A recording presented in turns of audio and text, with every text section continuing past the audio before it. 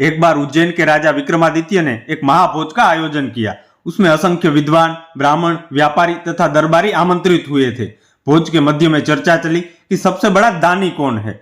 सभी ने एक स्वर से विक्रमादित्य को दुनिया का सर्वश्रेष्ठ दानवीर घोषित किया। राजा विक्रमादित्य लोगों के भाव देख रहे थे। तभी उनकी नजर एक ब्राह्मण पर पड़ी जो अपनी राय नहीं दे रहा था। उसके चेहरे के भाव से प्रतीत हो रहा था कि वह सभी लोगों के विचार से सहमत नहीं है। विक्रमादित्य ने उसकी चुप्पी का अर्थ पूछा तो वह डरते हुए बोला कि सबसे अलग राय देने पर उसकी बात कौन सुनेगा। राजा ने उसका विचार पूछा तो वह बोला कि मैं असमंजस की स्थिति में हूं। अगर मैं झूठ बोलूंगा तो मुझे झूठ बोलने का पाप लगेगा और सच बोलने की स्थिति में मुझे डर है कि मुझे आपके गुस्से का सामना करना पड़ेगा। अब विक्रमादित्य की जिज्ञासा और बढ़ गई। उन्होंने उसकी स्पष्टवादिता की भूरी भूरी प्रशंसा की तथा उसे निर्भय होकर अपनी बात कहने को कहा। तब उसने कहा कि महाराज विक्रमादित्य बहुत बड़े दानी है, यह बात सत्य है, पर इस भूलोक पर सबसे बड़े दानी वो नहीं है। यह सुनते ही सब चौंक उठे। सबने विस्मित होकर पूछा, उनसे भी बड़ा दानवीर भला कौन हो सकता है। उस पर ब्राह्मण ने कहा कि समुद्र पार एक राज्य है, वहां का राजा कीर्तिध्वज प्रतिदिन 1,00,000 स्वर्ण मुद्राएं दान करता है। उसके बाद ही वह अंजल ग्रहण करता है। अगर यह बात असत्य प्रमाणित होती है तो मैं कोई भी दंड पाने को तैयार हूं। राजा के विशाल भोज कक्ष में निस्तब्धता छा गई। ब्राह्मण ने बताया कि कीर्तिध्वज के राज्य में वह कई दिनों तक रहा और प्रतिदिन स्वर्ण मुद्रा लेने गया। सचमुच ही कीर्तिध्वज 1,00,000 स्वर्ण मुद्राएं दान करके भोजन ग्रहण करता है। यही कारण है कि मैंने भोज में उपस्थित सारे लोगों की हाँ में हाँ नहीं मिलाई। राजा विक्रमादित्य ब्राह्मण की स्पष्टवादिता से प्रसन्न हो गए और उन्होंने उसे पारितोषिक देकर सादर विदा किया।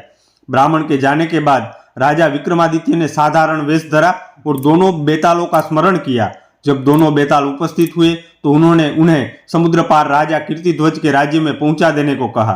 बेतालों ने पलक झपकते ही राजा विक्रमादित्य को वहां पहुंचा दिया। कीर्तिध्वज के महल के द्वार पर पहुंचने पर उन्होंने अपना परिचय उज्जैनी नगर के एक साधारण नागरिक के रूप में दिया तथा कीर्तिध्वज से मिलने की इच्छा जताई। कुछ समय बाद जब वे कीर्तिध्वज के सामने उपस्थित हुए तो उन्होंने उसके यहाँ नौकरी की मांग की। कीर्तिध्वज ने पूछा कि तुम कौन सा काम कर सकते हो। तब विक्रमादित्य बोले कि जो कोई नहीं कर सकता वह काम मैं आपको करके दिखाऊंगा। राजा कीर्तिध्वज को उनका जवाब पसंद आया और विक्रमादित्य को उसके यहाँ नौकरी मिल गई। वे द्वारपाल के रूप में नियुक्त हुए। उन्होंने देखा कि राजा कीर्तिध्वज सचमुच हर दिन 1,00,000 स्वर्ण मुद्राएं जब तक दान नहीं कर देता तब तक अंजल ग्रहण नहीं करता है। उन्होंने यह भी देखा कि राजा कीर्तिध्वज रोज शाम को अकेला कहीं निकलता है और जब लौटता है तो उसके हाथ में 1,00,000 स्वर्ण मुद्राओं से भरी हुई थैली होती है। एक दिन शाम को उन्होंने छिपकर कीर्तिध्वज का पीछा किया। उन्होंने देखा कि राजा कीर्तिध्वज समुद्र में स्नान करके एक मंदिर में जाता है और एक प्रतिमा की पूजा अर्चना करके खोलते हुए तेल की कहाड़ी में कूद जाता है। जब उसका शरीर जल भुन जाता है तो कुछ जोगनियां आकर उसका जला भुना शरीर कढ़ाई से निकालकर नोच नोच कर खाती है और तृप्त होकर चली जाती है। जोगनियों के जाने के बाद प्रतिमा की देवी प्रकट होती है और अमृत की बूंदे डालकर कीर्तिध्वज को जीवित करती है। अपने हाथों से 1,00,000 स्वर्ण मुद्राएं कीर्तिध्वज की झोली में डाल देती है और कीर्तिध्वज खुश होकर महल लौट जाता है। प्रातः काल वही स्वर्ण मुद्राएं वह याचकों को दान कर देता है। अब विक्रमादित्य को उसके प्रतिदिन 1,00,000 स्वर्ण मुद्राएं दान करने का रहस्य समझ में आ गया था। अगले दिन राजा कीर्तिध्वज के स्वर्ण मुद्राएं प्राप्त कर चले जाने के बाद विक्रम ने भी नहा धोकर देवी की पूजा की और तेल की कढ़ाई में कूद गए। जोगनिया जब उनके जले भुने शरीर को खाकर चली गई तब देवी ने उनको जीवित किया। जीवित करके जब देवी ने उन्हें स्वर्ण मुद्राएं देनी चाहिए तो उन्होंने यह कहकर मना कर दिया कि देवी की कृपा ही उनके लिए सर्वोपरि है। यह क्रिया उन्होंने 7 बार दोहराई।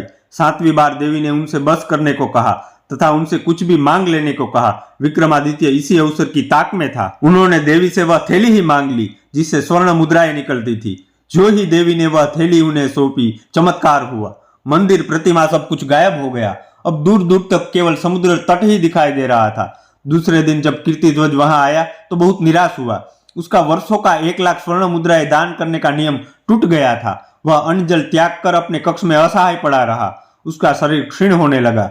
जब उसकी हालत बहुत अधिक बिगड़ने लगी तब विक्रमादित्य उसके पास गए और उसकी उदासी का कारण पूछा। उसने विक्रमादित्य को सब कुछ सच सच बता दिया। विक्रमादित्य ने उसे देवी वाली थैली देते हुए कहा कि रोज रोज कड़ाही में आपको कूदकर प्राण गंवाते देखकर मैं द्रवित हो गया, इसलिए उन्होंने देवी से वह थैली ही सदा के लिए प्राप्त कर ली। वह थैली राजा कीर्तिध्वज को देकर उन्होंने उस वचन की भी रक्षा कर ली जो देकर उन्हें कीर्तिध्वज के दरबार में नौकरी मिली थी। उन्होंने सचमुच वही काम कर दिखाया जो कोई भी नहीं कर सकता था। राजा कीर्तिध्वज ने उनका परिचय पाकर उन्हें सीने से लगाते हुए कहा कि हे राजन, आप सचमुच इस धरा पर सर्वश्रेष्ठ दानवीर है, क्योंकि आपने इतनी कठिनाई के बाद प्राप्त की हुई स्वर्ण मुद्रा प्रदान करने वाली थैली ऐसे दान कर डाली जैसे कोई तुच्छ चीज हो। राजा विक्रमादित्य ने अपने 2 बेताल के साथ वहां से विदा ली। दोस्तों, आशा करता हूं कि यह कहानी आपको अच्छी लगी होगी। अच्छी लगी हो तो वीडियो को लाइक करने की कृपा करें और ऐसी ही रोचक कहानियां सुनने के लिए चैनल को सब्सक्राइब करें। धन्यवाद।